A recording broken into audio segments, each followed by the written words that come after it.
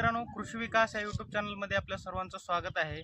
मित्रांनो, गहू पेरल्यानंतर 20 ते 25 दिवसानंतर आपण जे पहिलं पाणी देतो त्यावेळेस खत व्यवस्थापन करणं हे खूप महत्त्वाचं असते मित्रांनो.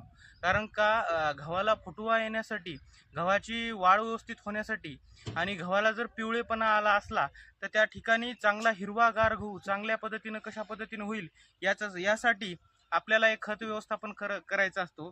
तर इथं पाठीमागे तुम्ही बघू शकता माझं गहू पेरून 20 ते 25 दिवस झालेला आहे आणि त्याला मी पहिला खताचा डोस घेत आहे मित्रांनो.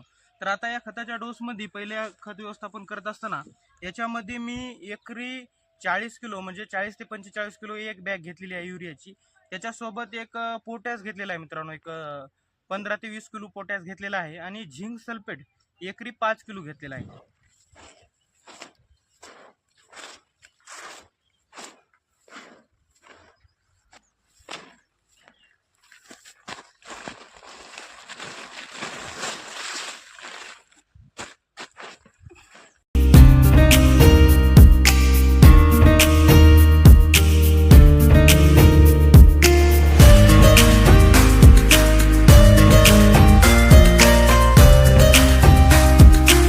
या ठिकाणी आम्ही ऊस गेल्यानंतर गव्हाचं नियोजन केलेले आहे.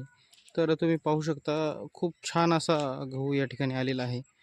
तर गहू पेरून एक 20 ते 25 दिवस झालेला आहे आणि पेरल्यानंतर म्हणजे हे कोरड्यामध्ये पेरलेलं आहे मित्रांनो. कोरड्यामध्ये गहू पेरून त्याला पाठीमागून पाणी सोडलेलं आहे. तर पाहू शकता खूप छान असा या ठिकाणी गहू आलेला आहे.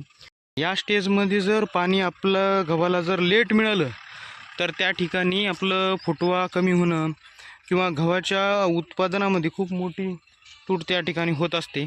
त्याच्यामुळं कधीच गव्हाला जेव्हा गहू 20 ते 25 दिवसाचा झालेला असतो तेव्हा पाणी कधीच चुकायचं नाही मित्रांनो.